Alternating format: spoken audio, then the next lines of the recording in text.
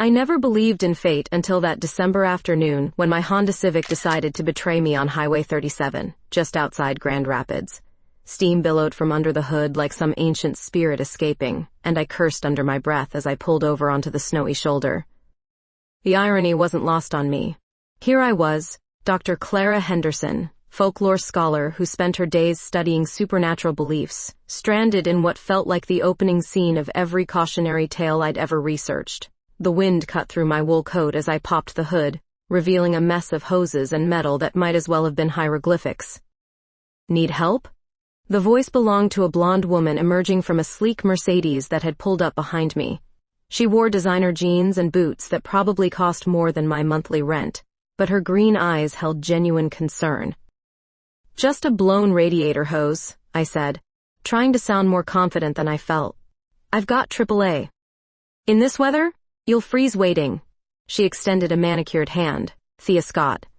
And before you ask, yes, I know my way around an engine. Something about her directness made me smile despite my frustration. Clara Henderson, and I'd be grateful for any help. We worked in surprising harmony, her explaining the repair while I held the flashlight. Her hands moved with practiced precision, and I found myself watching the way snowflakes caught in her hair. You're not from around here, she observed, tightening the replacement hose she'd produced from her trunk. University of Michigan. I was researching Native American folklore in the area. I paused. You just happen to have a spare radiator hose? She laughed, a sound that seemed to warm the frigid air. I collect things. Old cars, antiques, random automotive parts. Never know when something might prove useful. A collector. I studied her more carefully. What kind of antiques? The kind with stories. Her eyes met mine, the kind that make people wonder about the lives they've touched. 20 minutes later, my car was running again, but neither of us seemed eager to leave. Snow continued falling around us like we were trapped inside some magical snow globe. Coffee? She asked, pulling out her phone. There's a place downtown that stays open late, unless you need to get back to Ann Arbor. I should have said yes. Should have thanked her and driven straight home to my empty apartment and stack of ungraded papers. Instead, I heard myself saying, I'd like that. Very much. As I followed her taillights through the snowy streets of Grand Rapids, I couldn't shake the feeling that this chance encounter was going to change everything. The rational part of my mind dismissed it as romantic nonsense, but the folklore scholar in me recognized something deeper at work. Some stories, I'd learned, choose their own beginnings. The coffee shop Thea chose felt like stepping into another century, exposed brick walls lined with vintage photographs, the scent of roasted beans mixing with old wood and leather. We claimed a corner table near a crackling fireplace, and I found myself studying her face in the flickering light. So, folklore, she said, wrapping her hands around her mug. What draws someone to study old stories? The truth hidden inside them. I leaned forward. Every legend, every myth contains fragments of real history. People don't just invent stories from nothing. Her green eyes sparked with interest, like archaeology, but for beliefs instead of artifacts. Exactly. I felt that rare thrill of being understood. What about you? What kind of collecting calls to someone? Things that shouldn't exist anymore but do. She smiled mysteriously. Pieces that survived when they should have been lost. There's something beautiful about objects that refuse to be forgotten. We talked until the shop closed around us, the conversation flowing like we'd known each other for years instead of hours. When she suggested I see her collection, my practical mind screamed warnings, but there was something magnetic about Thea Scott, something that made me want to follow her into whatever came next. Her Victorian mansion sat on Heritage Hill like something from a Gothic novel. Inside, lamplight revealed treasures that took my breath away. Ming vases, medieval tapestries, Renaissance paintings. But it was the Native American artifacts that stopped me cold. This is incredible, I whispered, approaching a display case. Some of these pieces are museum quality. That mask there.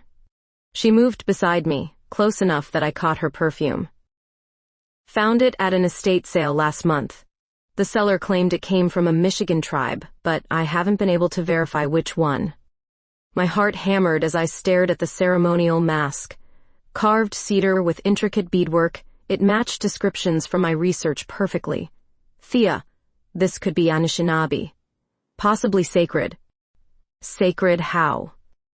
I turned to explain, and found her watching me with an intensity that made my words catch. The space between us seemed to shrink until I could feel the warmth radiating from her skin.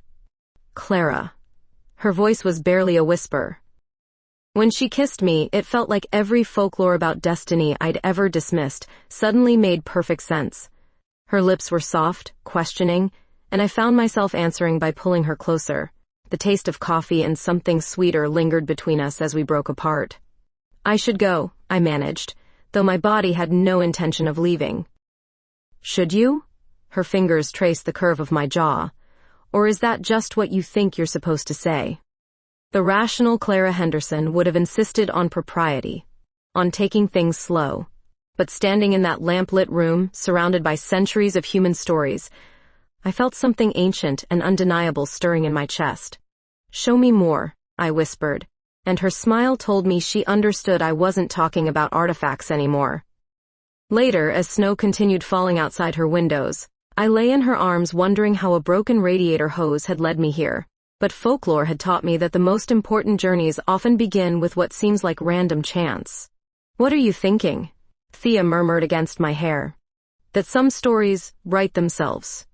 3 weeks after that snowy night, I found myself living 2 parallel lives.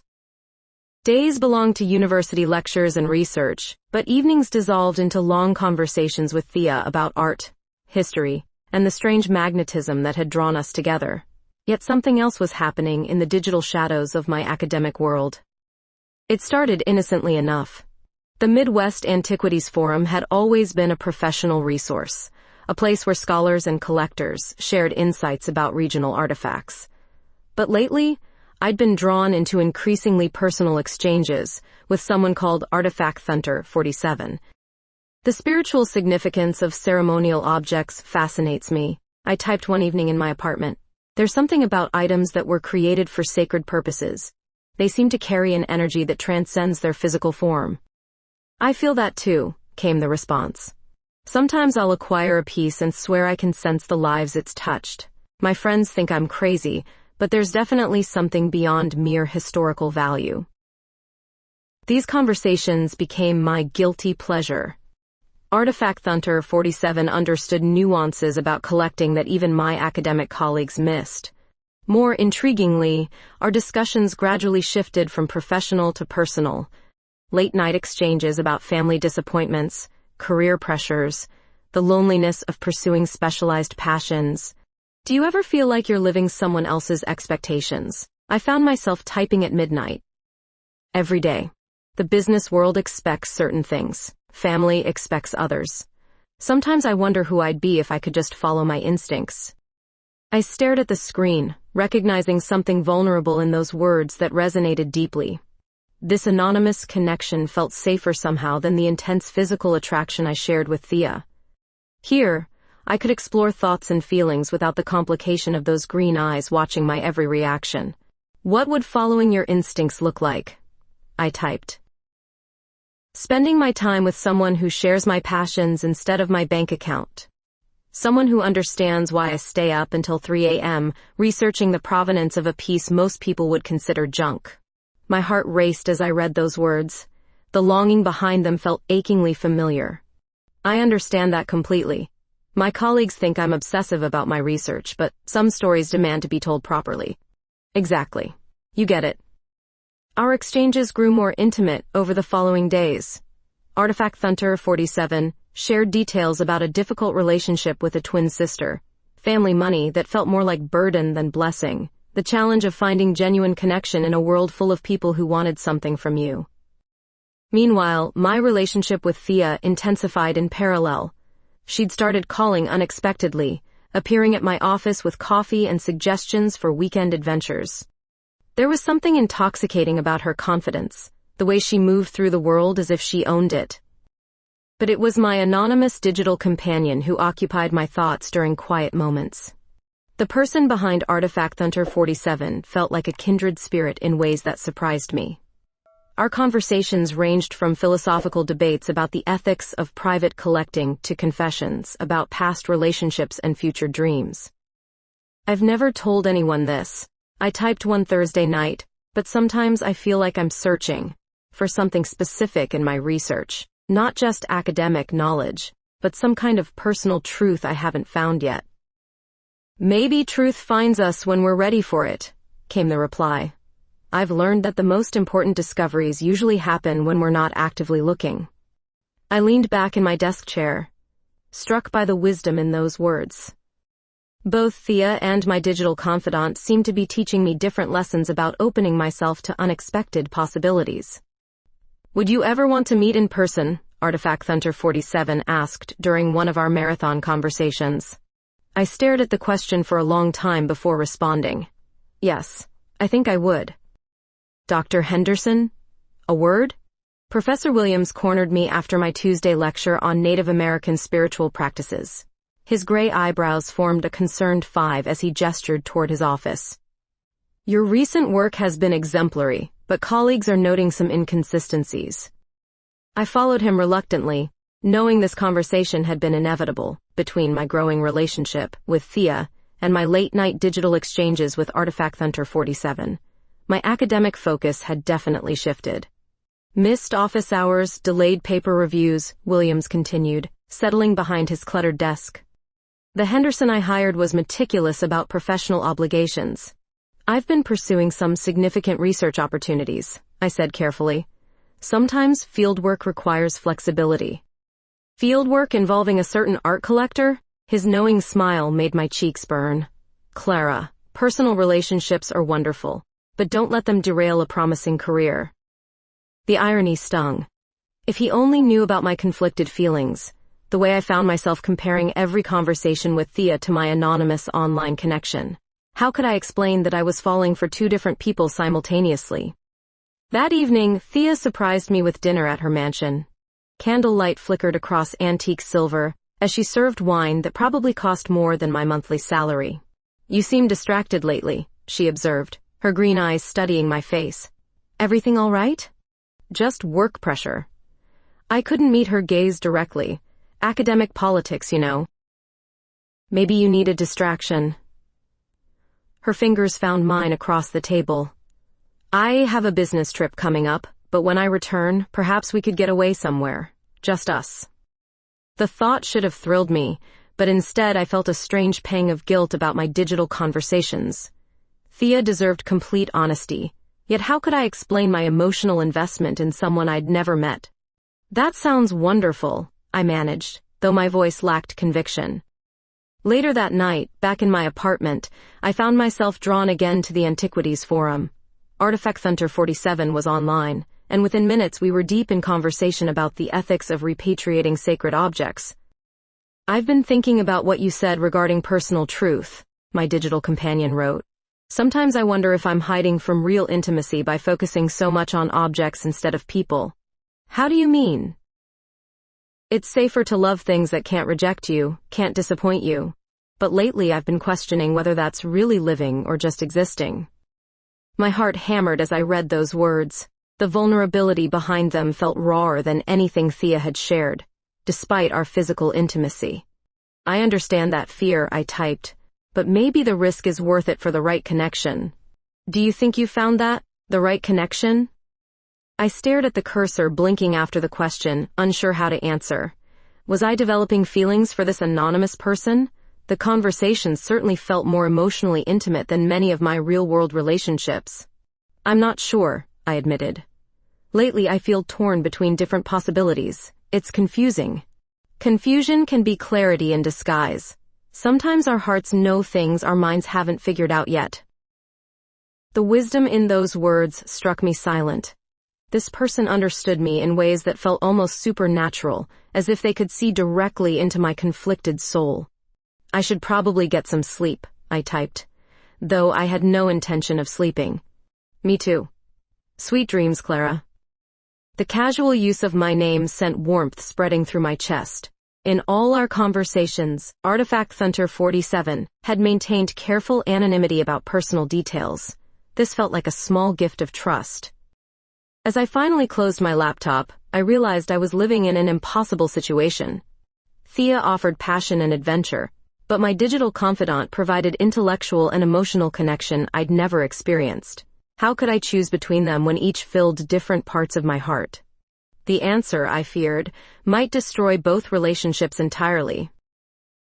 The Grand Rapids Art Museum felt like neutral territory when I arrived that Thursday afternoon to finally meet Artifact Hunter 47. We'd agreed on the Native American wing, near the display of Anishinaabe artifacts. My palms were sweating as I approached the designated meeting spot, clutching the agreed-upon signal, a worn copy of Myths and Legends of the Great Lakes. Clara? The voice belonged to a blonde woman, but not the one I expected. She had Thea's height and bone structure, but softer features and nervous energy that felt completely different. "You're not who I was expecting," I said, confusion flooding through me. "I'm Emma Scott, Thea's twin sister." She looked as uncomfortable as I felt. "I think we need to talk." My world tilted sideways. "You're Artifact Hunter 47? It's complicated." Emma gestured toward a nearby bench. "Can we sit? This is going to sound insane." I followed her, my mind racing to make sense of the situation. The woman I'd been pouring my heart out to for weeks wasn't some anonymous stranger, but Thea's sister?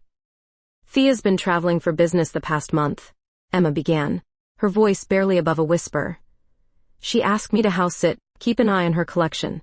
I was using her computer one evening and saw the forum notifications. Curiosity got the better of me." "So you pretended to be her?" The betrayal stung deeper than I'd expected. "At first, I was just reading. But your posts were so insightful, so passionate. I couldn't help responding." Emma's green eyes, so similar to Thea's yet completely different, filled with tears. "I never meant for it to go this far. Those conversations, those feelings." My voice cracked. "Were any of them real?" "Every word I wrote came from my heart," Emma said urgently. "The connection we shared, that was genuine. I just couldn't figure out how to tell you the truth without destroying everything." I stood abruptly, pacing in front of the artifact display. The ceremonial mask from Thea's collection stared back at me from behind museum glass, a painful reminder of how tangled my life had become. "Does Thea know?" Emma shook her head. "She comes back tomorrow. I was hoping we could figure out how to handle this before then." "Handle this?" I spun to face her. "Emma, I'm in love with your sister, and apparently I've been falling for you too, without even knowing it." The admission hung between us like a confession in a church. Emma's face crumpled with an emotion I couldn't quite read. "I know this is insane," she whispered, "but I've been jealous of Thea my entire life. She gets everything she wants: success, money, respect. And now you. The first person who ever really understood me doesn't even know who I am." "What did you want from this?" I asked, my anger softening into something more complex. "From the conversations from today?"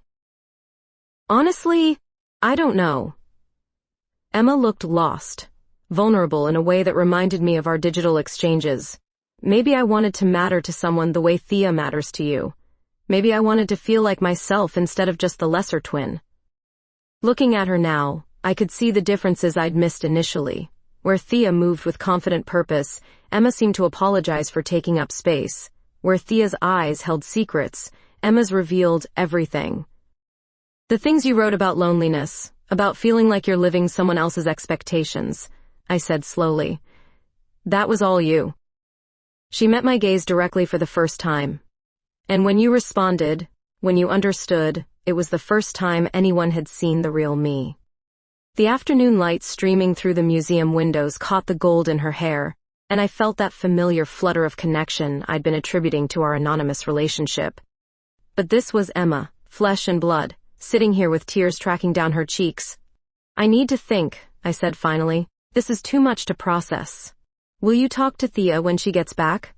The question hung in the air like smoke. How could I explain this to Thea without destroying both relationships entirely? "I don't know," I admitted. "I honestly don't know what comes next." I didn't return Thea's calls when she got back from her business trip. Every time her name appeared on my phone, Emma's tear-stained face flashed through my mind, followed by the crushing weight of my own confusion. How do you explain to someone that you've been emotionally unfaithful with their twin sister without even knowing it? Instead, I threw myself into grading papers and avoided the Antiquities Forum entirely, but isolation only amplified the chaos in my head. I'd replay conversations, trying to separate what I felt for Thea from what I'd felt for the anonymous person who turned out to be Emma. The lines blurred until I wasn't sure which emotions belonged to which relationship. My apartment felt like a prison. Every corner held reminders of both sisters. Thea's expensive wine glasses sat in my sink alongside the cheap mug I'd used during late-night typing sessions with Emma. The copy of Myths and Legends that had served as our meeting signal lay accusingly on my coffee table. By Thursday, Thea showed up at my office door. "Avoiding me?" she asked, though her tone suggested she already knew the answer. "I've been busy." The lie tasted bitter in my mouth. "Too busy for dinner? Too busy to answer texts?" Thea closed the door behind her and leaned against it. "Clara, what happened while I was gone?" Her green eyes searched my face with an intensity that made my chest tight. This was Thea, the woman who'd stopped to help a stranger on a snowy highway, who'd shared her collection and her bed with me. She deserved honesty, but how could I give her that without destroying everything? "I need some space to think," I said instead. "Think about what? Us?" Her voice cracked slightly. Did I do something wrong? The pain in her question nearly broke my resolve. "No, Thea, you're perfect, that's the problem." "I don't understand." Neither did I, really. How do you explain that meeting your twin sister made me realize I don't know my own heart? That I'd been having an emotional affair through a computer screen? That I felt like I was betraying her while simultaneously betraying Emma? "I just need time," I repeated weakly. Thea studied me for a long moment, then nodded slowly. "Time I can give you. But Clara, don't shut me out completely. Whatever this is, we can work through it." After she left, I sat in my empty office staring at papers I couldn't focus on. The irony wasn't lost on me that I spent my career studying stories about people facing impossible choices, and now I was living one. That evening, Emma called. "How did it go with Thea?" she asked without preamble. It didn't. I couldn't tell her. She deserves to know the truth. "Which truth? That I've been talking to you for weeks thinking you were someone else? That I developed feelings for you through a screen? That I don't even know which of you I'm really attracted to anymore?" Silence stretched between us before Emma spoke again. "Maybe that's your answer right there." "What do you mean?" "You said you don't know which of us you're attracted to. But Clara, we're not the same person. What you felt during our conversations, that was real. What you feel with Thea, that's real too. But they're different kinds of connection." I closed my eyes, trying to make sense of her words. "It feels like I'm being torn in half. Or maybe you're discovering you're more complex than you thought." Emma's voice grew softer. "I've spent my whole life being compared to Thea, being the shadow twin. But you saw me, Clara, the real me. That has to count for something." "It does count. That's what makes this impossible." "Nothing's impossible until you make it so." After we hung up, I poured myself a glass of wine and tried to imagine a future that made sense. Every scenario ended in heartbreak for someone, probably everyone. But hiding from both sisters wasn't sustainable either. Outside my window, Grand Rapids glittered in the winter darkness, full of people living their own complicated stories. Somewhere in that maze of lights, two sisters were probably wondering what would happen next. So was I. The confrontation I'd been dreading came on a gray Monday morning when Thea appeared at my university office with fire in her green eyes, and Emma trailing reluctantly behind her. "We need to talk," Thea announced, closing the door with more force than necessary. "All three of us." Emma looked miserable, her hands twisting together as she avoided my gaze. "I told her everything," she whispered. "I couldn't keep lying." "So, let me understand this." Thea's voice was dangerously calm. "While I was falling in love with you, you were having some kind of emotional affair with my sister through my computer?" "It wasn't like that," I started, but she held up a hand. "Then what was it like, Clara? Because from where I'm standing, it looks like you've been playing both of us." The accusation hit like a physical blow. I never meant for any of this to happen. I didn't know Emma was Artifact Hunter 47 until we met at the museum. But you kept talking to her after you found out, Thea shot back. You've been avoiding me for a week while sorting through your feelings for my sister. Emma finally spoke up. Thea, please don't blame Clara. This is my fault. I started the deception. My fault for what? For being honest about my confusion? I stood up, suddenly angry at being treated like some kind of villain. Yes, I talked to Emma after I found out. Yes, I'm confused about what I feel. But I never lied to either of you about who I was. Thea laughed bitterly. No, you just lied about what you wanted. Did I? The question hung in the air like a challenge. Thea, what we have is incredible, but it's also intense and physical and sometimes overwhelming.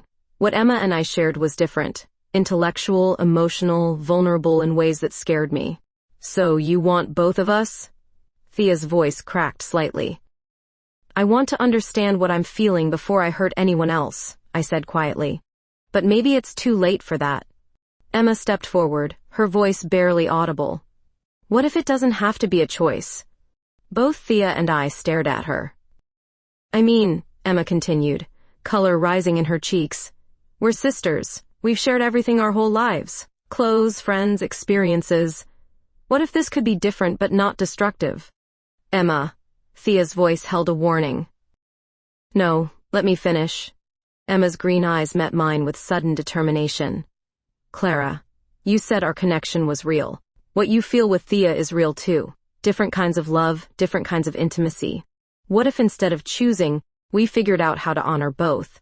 The suggestion hung between us like something fragile and dangerous. I could see Thea processing it, her analytical mind working through possibilities I couldn't even fathom. That's insane, Thea said finally, but her voice lacked conviction. Is it more insane than pretending we can go back to how things were? Emma asked. Clara's part of our lives now. Cutting her out would hurt all of us.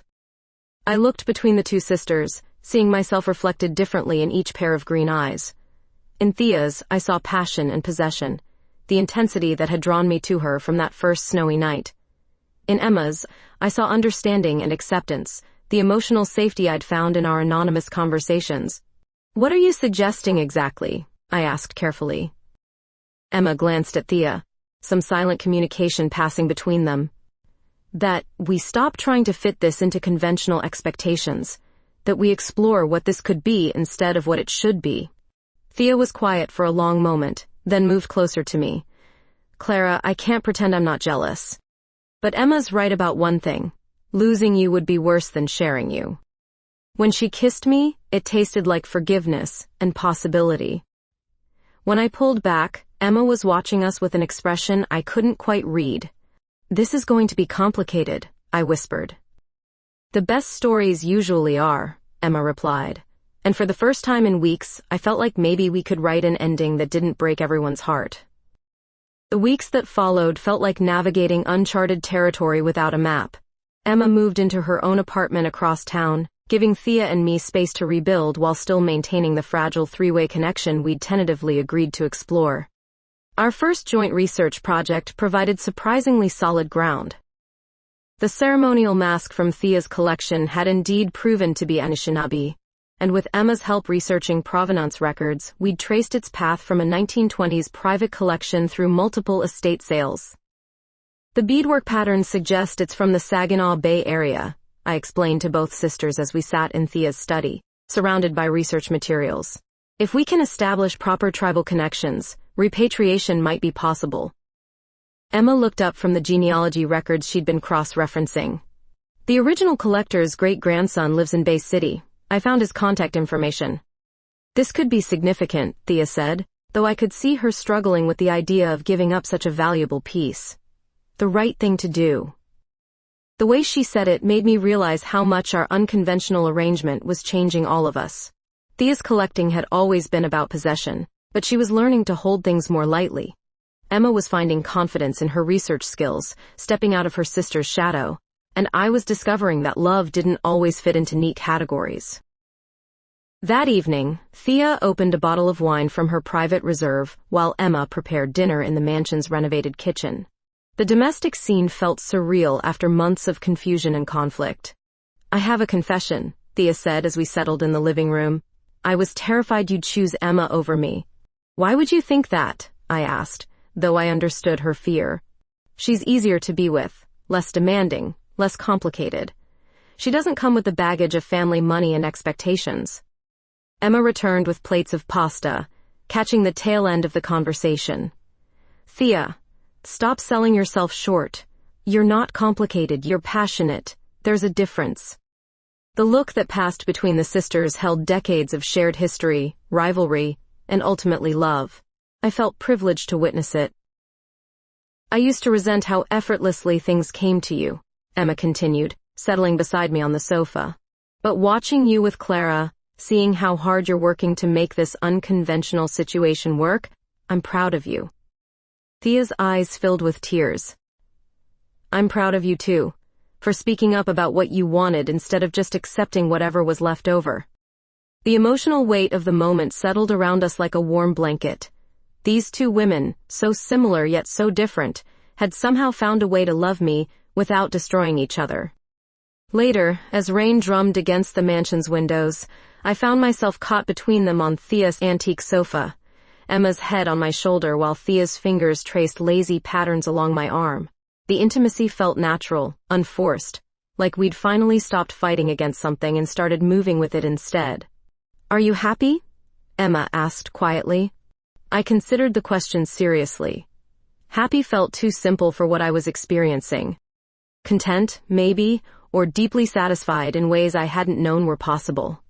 I'm complete, I said finally, and felt both of them smile against my skin.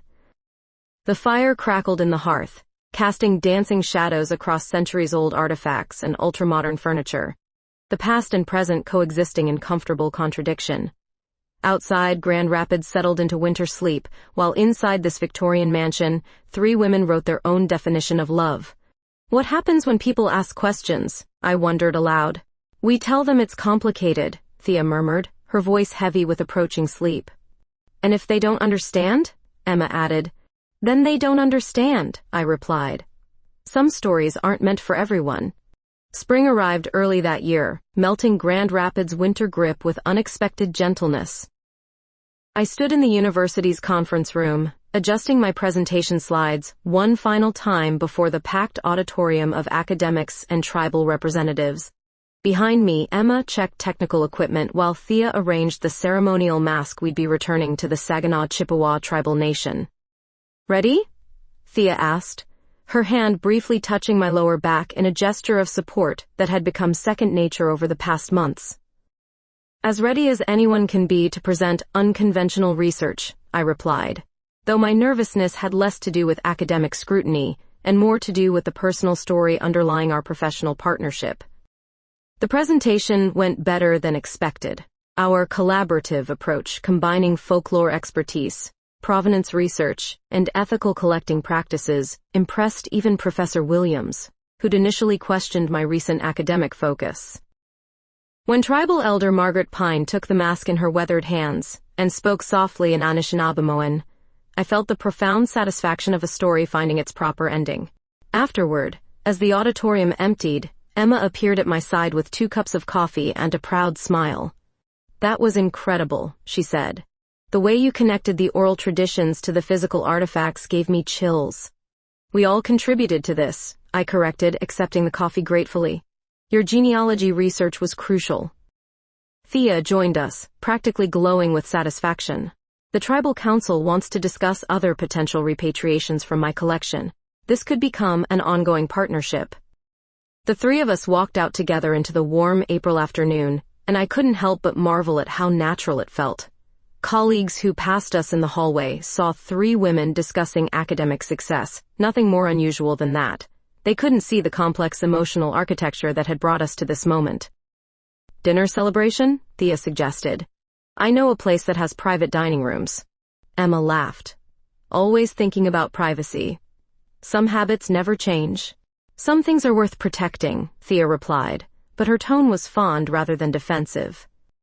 We chose the small Italian restaurant where Thea and I had shared our first official date as a complicated trio 6 months earlier.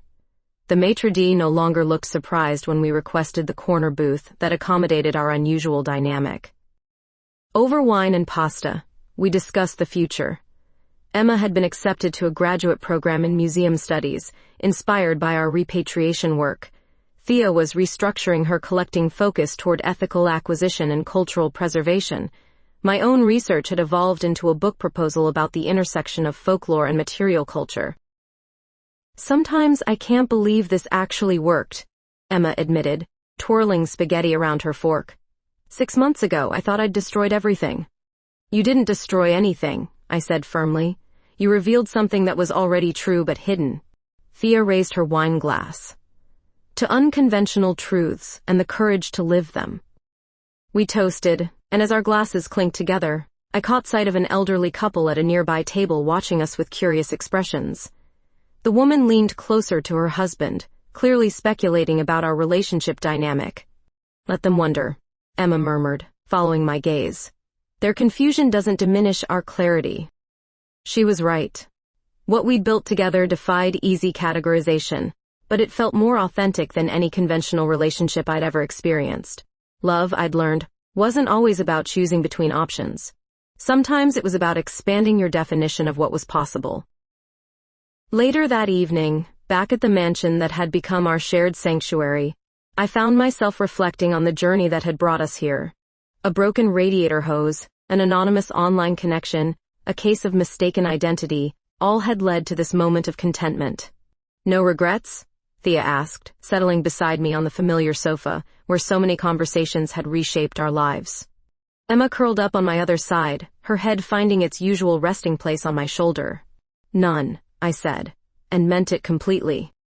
Outside, spring rain began falling, gentle and persistent, nurturing new growth in the mansion's historic gardens.